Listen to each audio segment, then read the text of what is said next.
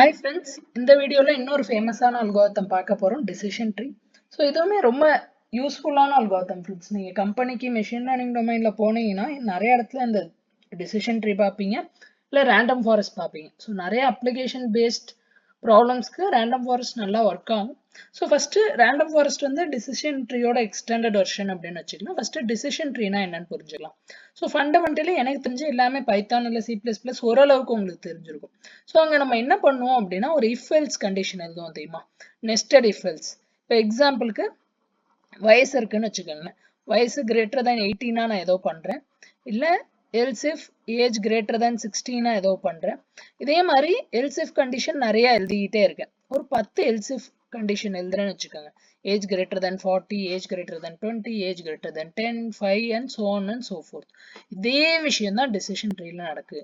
So decision tree என்ன பண்ணுன்னா like இதே மாதிரி இஃப் எல்ஸ் மாதிரி தான் ஒரு ஃப்ளோ சார்ட் பேஸ்ட் ஸ்ட்ரக்சரை பேஸ் பண்ணி கிளாசிஃபிகேஷன் பண்ணும். ஸோ டிசிஷன் ட்ரீயை பொறுத்தவரையும் நம்ம கிளாசிஃபிகேஷனும் பண்ணலாம், ரிக்ரெஷனும் பண்ணலாம். ஆனால் உங்கள் புக்கில் வந்து இதை கிளாசிஃபிகேஷன் பார்ட்டில் கொடுத்துருக்கிறதுனால நம்ம கிளாசிஃபிகேஷன் மட்டும்தான் பார்க்க போகிறோம், ரிக்ரெஷன் பார்ட் பார்க்க போகிறது இல்லை. ஓகே, இது வந்து ஒரு சாம்பிள் டிசிஷன் ட்ரீ. இதில் என்ன நடக்குதுன்னு பாருங்களேன். Salary is between, that is எதுக்கான இந்த டிசிஷன் ட்ரீனா லைக் ஒரு கேண்டிடேட், வேலைக்கு போகிற கேண்டிடேட் கிட்ட ஒரு ஆஃபர் இருக்கு, அவங்க அந்த ஆஃபரை அக்செப்ட் பண்ணுவாங்களா இல்லையா அப்படின்னு. So first salary is between 50,000 and 80,000 இருந்தால், ஸோ எஸ்ஸா இருந்தால் என்ன பண்ணுவாங்கன்னு அப்புறம் பார்ப்போம். ஃபர்ஸ்ட் இந்த சேலரி பிட்வீன் 80,000, 50,000 and 80,000 இல்லை. அப்போ அவங்க ஸ்ட்ரெயிட்டாகவே என்ன பண்ணிடுறாங்க, இந்த ஆஃபர் இருக்கு, இந்த ஆஃபர் என்ன பண்ணலாம், எதர் அக்செப்ட் பண்ணலாம் இல்லை ரிஜெக்ட் பண்ணலாம்.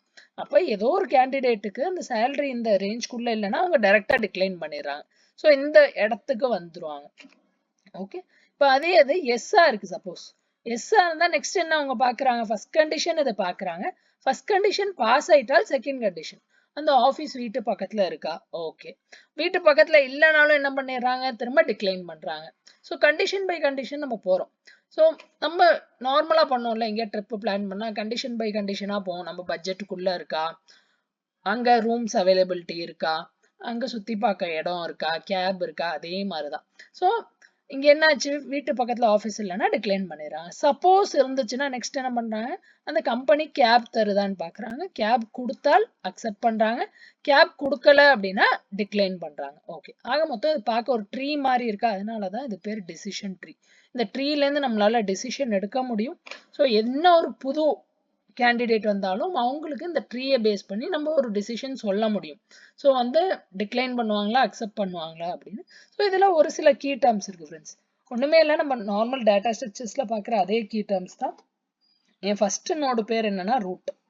ஓகே, அதை வந்து ரெக்டாங்கிள் வச்சு ரெப்ரசென்ட் பண்ணியிருப்போம். சின்ன சின்ன விஷயங்கள் தான், உங்களுக்கு அதை எழுத யூஸ் ஆகும். ஸோ ஃபர்ஸ்ட் நோடு வந்து ரூட் நோட், அதை ரெக்டாங்கிள் வச்சு ரெப்ரசென்ட் பண்ணியிருப்போம்.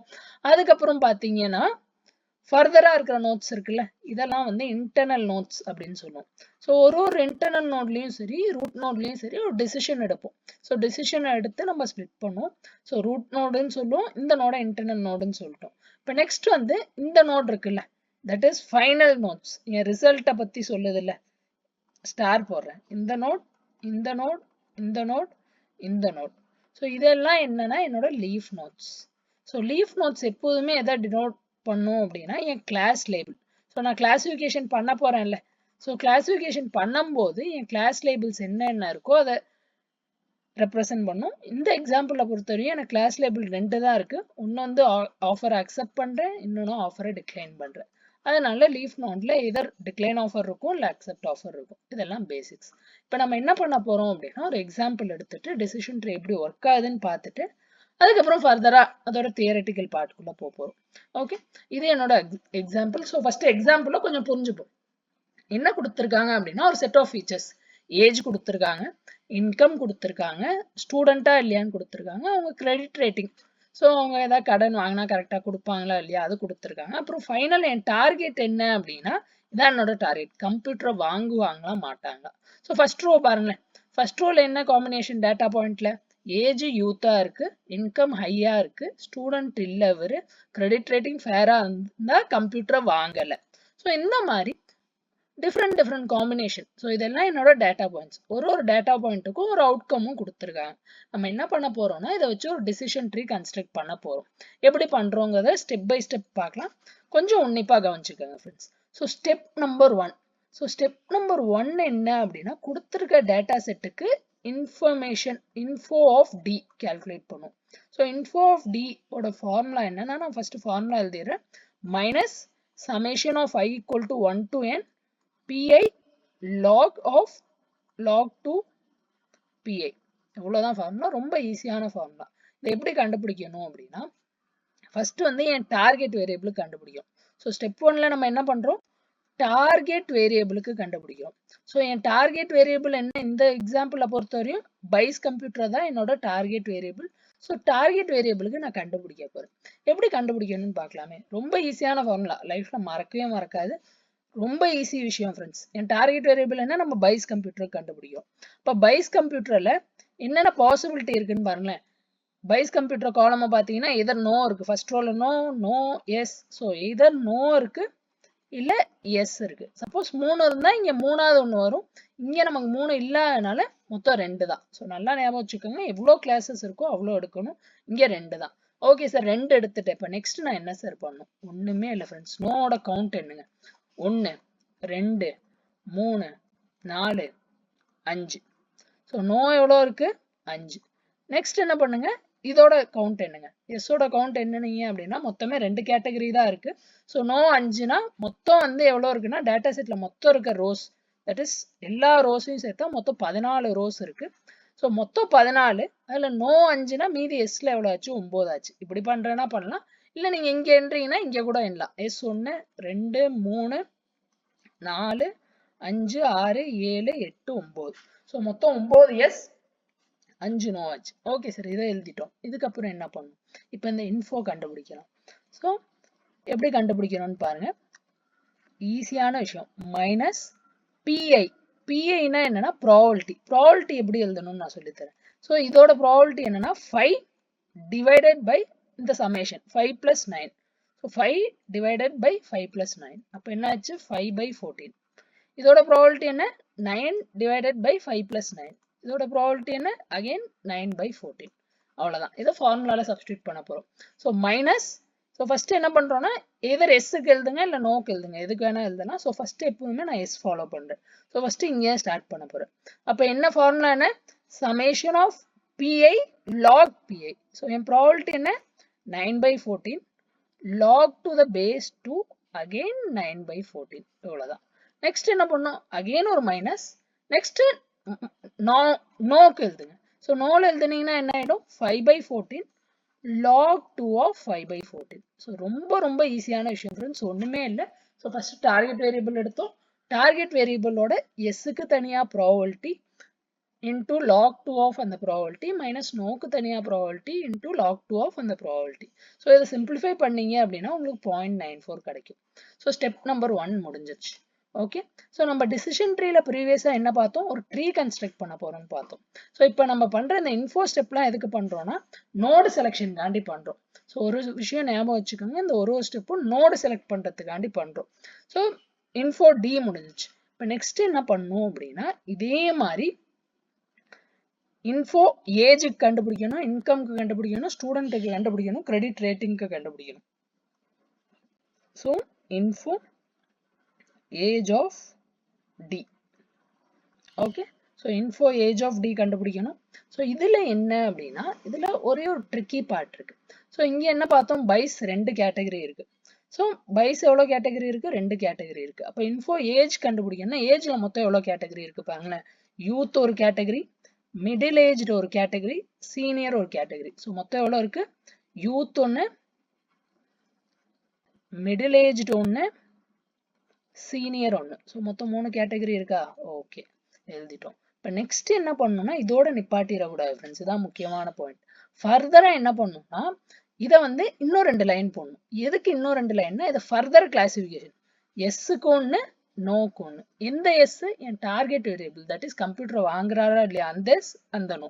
அகைன் இந்த மிடில் ஏஜ்லயும் ஒரு எஸ் ஒன்று நோ ஒன்று, சீனியர்லயும் எஸ் ஒன்று நோ ஒன்று. ஓகே, இது எழுதிட்டோம். இப்போ இதோட ப்ராபபிலிட்டிஸ் எப்படி சார் கண்டுபிடிக்கணும். ஸோ ஃபார்முலால அப்புறம் சப்ஸ்டியூட் பண்ணலாம். ஃபர்ஸ்ட் நீங்க இந்த டயக்ராமட்டிக்கலா புரிஞ்சுக்கிட்டீங்கன்னா மிஸ்டேக் பண்ணவே மாட்டீங்க. ஸோ ஃபர்ஸ்ட் என்ன, இந்த எஸ்ஸுக்கு கண்டுபிடிக்கலாம். ஓகே. ஸோ இந்த எஸ்ஸுக்கு போகிறதுக்கு முன்னாடி ஃபஸ்ட்டு இங்கேருந்து ஆரம்பிங்க, இந்த பாயிண்ட்லேருந்து ஆரம்பிங்க. ஓகே.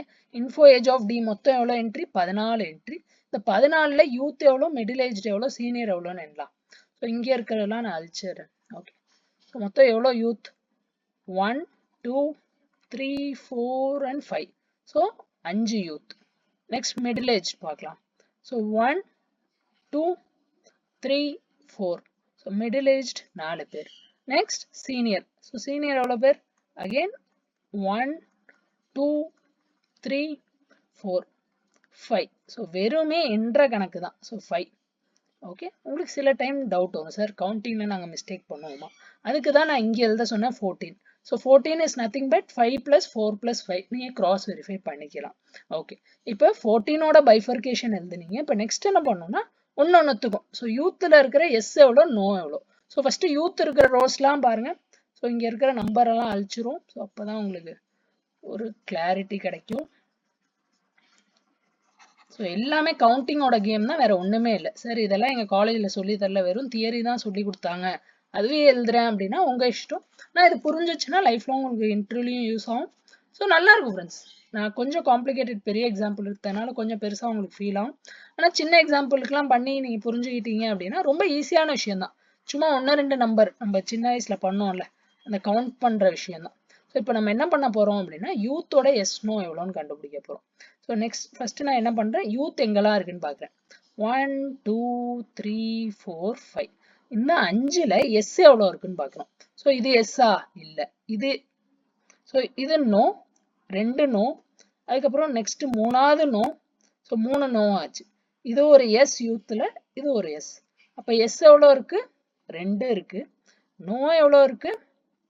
3 இருக்கு. ஓகே. இப்போ இதே மாதிரி மிடில் ஏஜ்டு. ஸோ இதே மாதிரி மிடில் ஏஜ்டு கலர் மாற்றிப்போம், அப்போ தான் உங்களுக்கு டிஃப்ரென்சியேஷன் தெரியும். ஸோ ரெட் கலர் வச்சுக்கலாம். ஸோ மிடில் ஏஜ்டு எங்கே இருக்குது? இங்கே 1 2 3 4. ஸோ இதில் எவ்வளோ எஸ் எவ்வளோ நோன்னு பார்க்கலாம். Yes yes yes and yes. ரொம்ப நல்லதாக போச்சு. 4மே எஸ், நோவில் ஒன்றுமே இல்லை. இப்போ நெக்ஸ்ட் சீனியரில் அதே மாதிரி. ஸோ சீனியருக்கு வேற ஒரு கலர் மாற்றிப்போம். ஸோ யூத் முடிஞ்சு மிடில் ஏஜ் முடிஞ்சால் மீது எல்லாமே சீனியர் தான். ஸோ 1 2 3 4 5. இதில் எவ்வளோ எஸ்ன்னு பார்ப்போமா? ஒரு எஸ், 2 எஸ், இங்கே ஒரு நோ ஆச்சு, அகெயின் 3 எஸ், 3வது எஸ், தென் லாஸ்ட் நோ. அப்போ என்னாச்சு? 3 எஸ் 2 நோ ஆச்சு. So 3 yes 2 no. ஓகே. இது வரையும் தப்பு பண்ணாமல் எழுதுங்க. ஸோ இதையும் நீங்கள் கிராஸ் வெரிஃபை பண்ணலாம். இந்த 5 இஸ் நத்திங் பட் 2 + 3. ஸோ இதோட பைஃபர்கேஷன் தான் நம்ம எழுதுறோம். இந்த 4 இஸ் நத்திங் பட் 4 + 0. இந்த சீனியரோட 5 இஸ் நத்திங் பட் 3 + 2 5. ஸோ திரும்ப திரும்ப நீங்கள் கிராஸ் வெரிஃபிகேஷன் பண்ணிக்கிட்டே இருக்கலாம். ஸோ எக்ஸாமில் பை சான்ஸ் நியூமெரிக்கல் கேட்கறதுக்கான சான்ஸ் கம்மி தான். பை சான்ஸ் கேட்டாலும் ஃபைனல் ஆன்சர் பேஸ் பண்ணி தான் எவாலுவேட் பண்ணுவாங்க. ஸோ நீங்கள் கரெக்டாக பண்ணீங்க எல்லா ஸ்டெப்னும், ஃபைனல் ஆன்சர் ஆட்டோமேட்டிக்காக கரெக்டாக வந்துடும் ஃப்ரெண்ட்ஸ். ஓகே. இப்போ நம்ம ஒன்னொன்றுக்கும் கண்டுபிடிச்சாச்சு.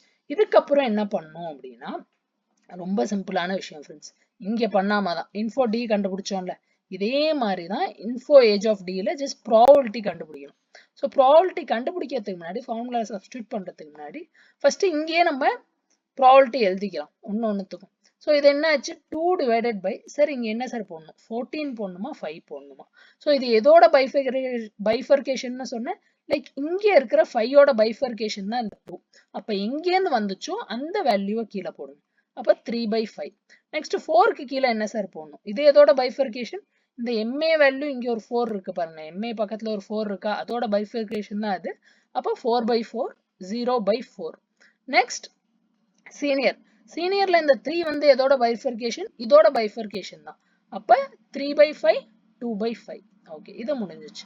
இதே மாதிரி என்ன பண்ணோம் அப்படின்னா இந்த 5 4 5 இருக்குல்ல, தட் இஸ் நடு லெவல்ல, அதுக்கும் ப்ராபபிலிட்டி கண்டுபிடிக்கணும். அதுக்கு ப்ராபபிலிட்டி எப்படி கண்டுபிடிக்கணும்னா ரொம்ப ஈஸியான விஷயம். இப்போ பாருங்க. ஸோ 5, இந்த 5 எதோட பைஃபர்கேஷன்? இந்த 14லேருந்து தான் நம்ம இந்த 5க்கு வந்தோம். ஸோ 5/14. இதே மாதிரி 4/14, தென் இதுவும் அகெயின் 5/14. இவ்வளோதான் விஷயம் ஃப்ரெண்ட்ஸ். நம்ம எங்கேருந்து ஆரம்பிக்கிறோமோ, ஃபர்ஸ்ட் எந்த லெவல்லேருந்து ஆரம்பிக்கிறோம்? ஃபர்ஸ்ட் லெவல்லேருந்து ஆரம்பிக்கணும்னு வச்சுக்கோங்க. இது செகண்ட் லெவலில் வைங்க, இது தேர்ட் லெவல்னு வைங்க. அப்போ செகண்ட் லெவலுக்கு போகும்போது ஃபர்ஸ்ட் லெவலோட வேல்யூ வந்து டினாமினேட்டரில் வரணும். தேர்ட் லெவலுக்கு போகும்போது செகண்ட் லெவலில் என்ன வேல்யூ இருக்கோ அது டினாமினேட்டரில் வரணும். ஒரு 2 டைம் ப்ராக்டிஸ் பண்ணிங்கன்னா டெஃபினட்டாக வந்துடும். ஸோ ஃபஸ்ட்டு நம்ம எங்கேருந்து ஸ்டார்ட் பண்ணுறோன்னா யூத்துலேருந்து ஸ்டார்ட் பண்ணுறோம். ஓகே, யூத்தில் மொத்தமாக எவ்வளோ பேர் இருக்காங்க? 5/14.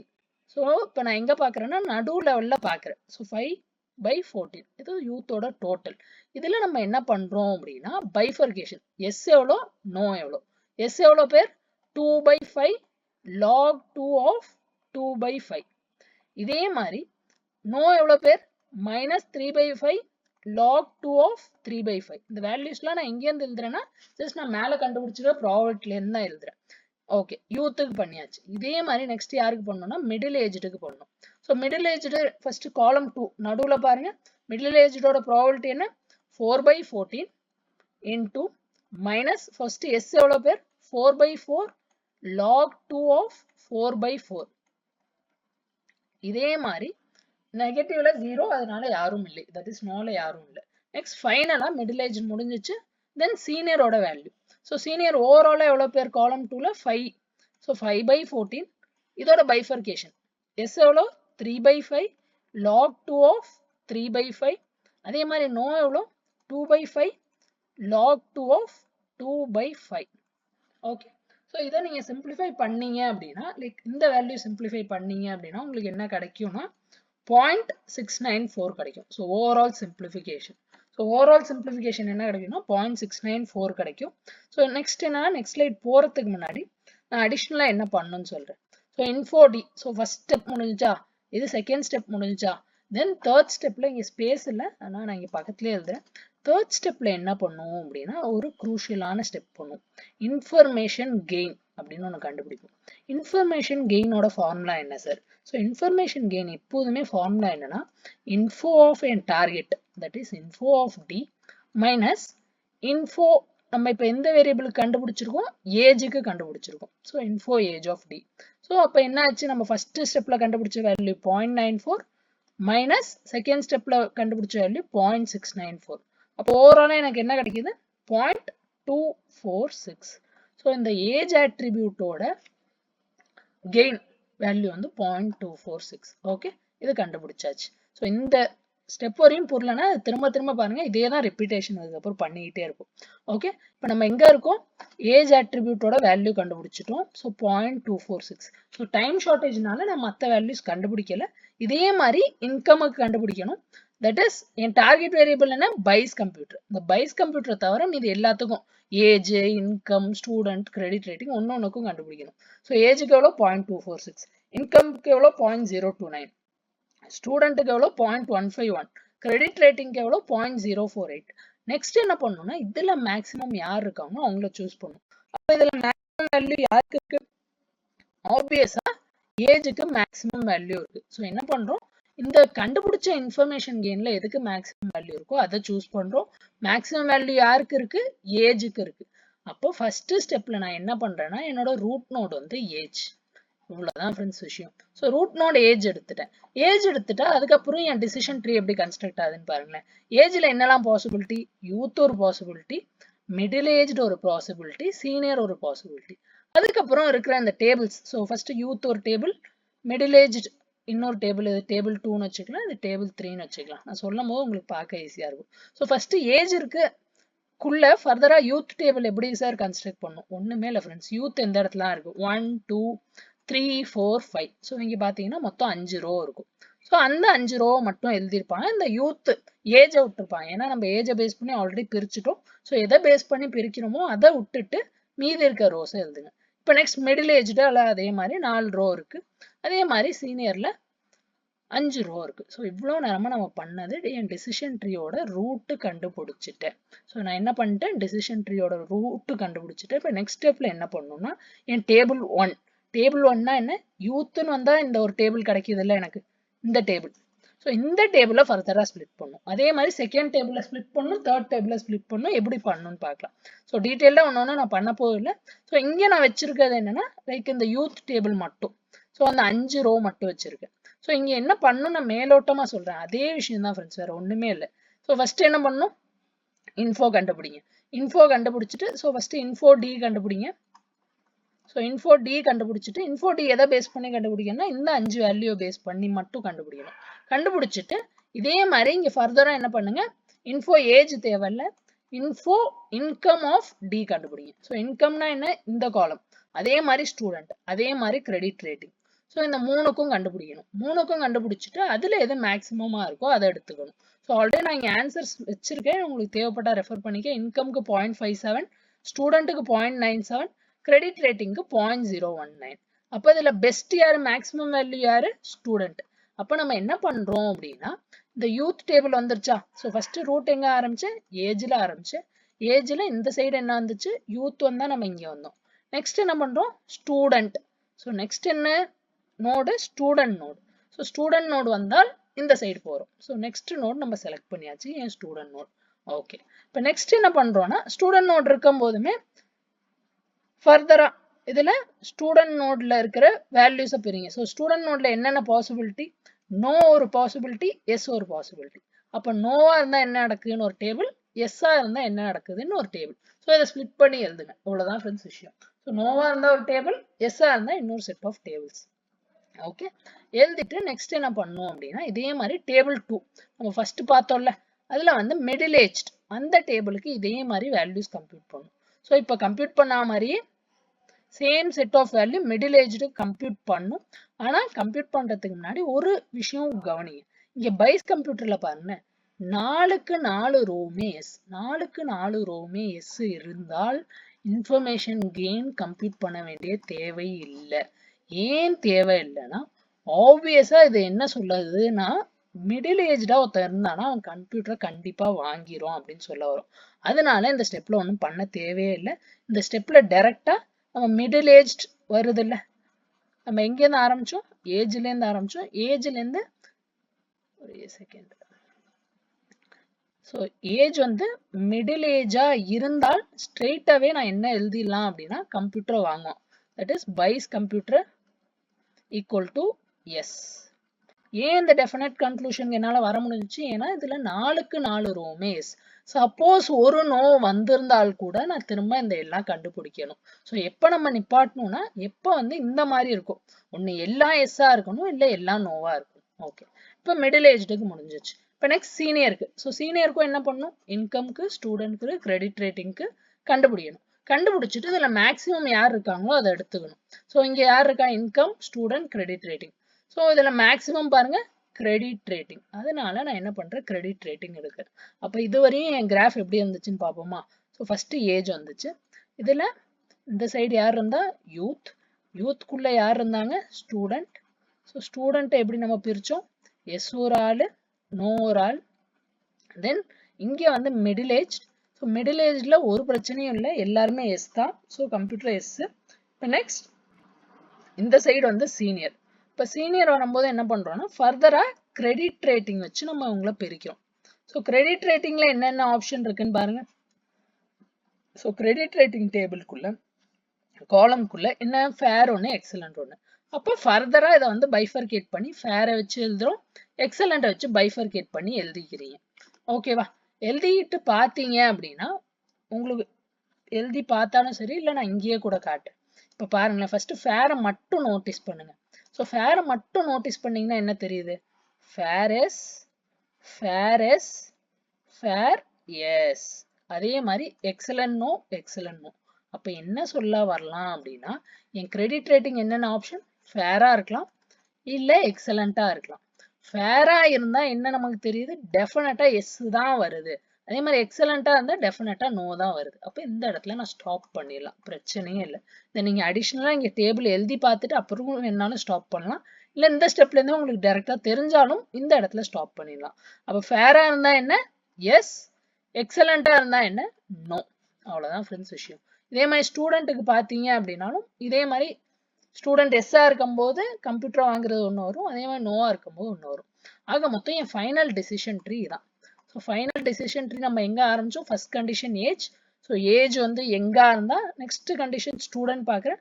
ஸ்டூடெண்ட் எஸ்ஸா இருந்தா டெஃபினட்டா வாங்குற மாதிரி வந்துருது, ஸ்டூடெண்ட் நோவா இருந்தா நோ. நெக்ஸ்ட் மிடில் ஏஜ்டா இருந்தால் டெஃபினட்டா கம்ப்யூட்டர் வாங்கிடுறாரு. சப்போஸ் சீனியரா இருந்தா நெக்ஸ்ட் நான் என்ன பண்றேன், கிரெடிட் ரேட்டிங் பார்க்குறேன். ஸோ கிரெடிட் ரேட்டிங் ஃபேரா இருந்தா வாங்கல, எக்ஸலண்டா இருந்தா வாங்கிடுறாரு. ஓகே சார், டிசிஷன் ட்ரீ வந்துருச்சு, இதெல்லாம் புரிஞ்சிருச்சு. ஆனா இதை வச்சு எப்படி சார் நான் கிளாசிபிகேஷன் பண்ண முடியும் அப்படின்னா, இப்போ எக்ஸாம்பிளுக்கு புதுசா யாரோ ஒருத்தவங்க வராங்க, அவங்களோட ஒரு சில டேட்டா எனக்கு தெரியுது. என்ன தெரியுதுன்னா, அவங்களோட வயசு வந்து யூத், யூத்தோ எங்கோ, ஸோ யூத் எங்க எல்லாம் ஒன் அண்ட் த சேம் தான். ஸோ வயசு வந்து யூத், தென் அவங்க வந்து ஸ்டூடெண்ட் இல்லை. ஓகே, ஸோ வயசு வந்து யூத், அவங்க வந்து ஸ்டூடெண்ட் இல்லை. அதுக்கப்புறம் மீதி இருக்கிற வேரியபிள்ஸ் என்ன இருக்கு? ஸோ நமக்கு என்னென்ன இருந்துச்சு? ஏஜ் இருந்துச்சு, ஸ்டூடெண்ட் இருந்துச்சு, கிரெடிட் ரேட்டிங் இருந்துச்சு. ஸோ கிரெடிட் ரேட்டிங் எக்ஸலண்டா இருக்குன்னு வச்சுக்கலாம். ஸோ இப்படி ஒருத்தவங்க வராங்க. அப்போ இவங்க கம்ப்யூட்டரை வாங்குவாங்களா இல்லையான்னு நான் கிளாஸிஃபை பண்ணணும். இப்போ எங்கேருந்து ஆரம்பிக்கணும்? ஃபர்ஸ்ட் ரூட் நோட்லேருந்து ஆரம்பிக்கும், யூத். ஸோ யூத்தா இருந்தால் நான் ஏரோ மார்க் போடுறேன், இந்த சைடு போயிட்டேன். ஓகே, இவங்க ஸ்டூடெண்ட்டா? இல்லை, நோ. ஸோ ஸ்டூடெண்ட்டா இல்லை அப்படின்னா இங்கே வந்துடுறேன். ஸோ எப்போ நம்ம லீஃப் நோடுக்கு வரோமோ அப்போ நிப்பாட்டிடலாம். அப்போ ஆக மொத்தம் உங்க சிஸ்டம் வாங்க மாட்டாங்க. இதே மாதிரி இன்னும் குயிக்கா இன்னும் ஒரு எக்ஸாம்பிள் பார்க்கலாம். ஸோ என்ன பண்றோம் அப்படின்னா, ஒரு சீனியர் இருக்காரு. ஸோ சீனியர் அவர் ஸ்டூடெண்டா இருக்காரு, that is student equal to yes. அவரோட ரேட்டிங் வந்து எக்ஸலண்டா இருக்கு. இவர் வாங்குவாரா இல்லையா அப்படின்னு பார்ப்போம். ஸோ ஃபர்ஸ்ட் எங்க ஆரம்பிச்சோம்? சீனியர் ஏஜ்ல ஆரம்பிக்கிறோம். ஸோ ஏஜ் சீனியரா வந்தா இந்த சைடு வந்துடுறேன், இந்த ட்ரீயோட ரைட் ஹேண்ட் சைடு. நெக்ஸ்ட் என்ன? ஸ்டூடெண்டோட இங்க இல்லை, இக்னோர் பண்ணிடலாம். தென் கிரெடிட் ரேட்டிங். கிரெடிட் ரேட்டிங் எப்படி இருக்கு? எக்ஸலண்ட்னு சொல்லியிருக்காங்க. அப்போ நான் எங்க வந்துடுறேன்? இந்த இடத்துக்கு வந்துடுறேன். ஸோ இது என்ன இடம்? எஸ். ஆக மொத்தம் இவரும் வாங்கிடுவார் ஃப்ரெண்ட்ஸ். இவ்வளவுதான் விஷயம். ஸோ வீடியோ லென்த்தியா போகுது அப்படின்னு நினைக்கிறேன். ஸோ மீதி இருக்க பாயிண்ட்ஸ்ல நெக்ஸ்ட் வீடியோல பார்க்கலாம். Thanks, by.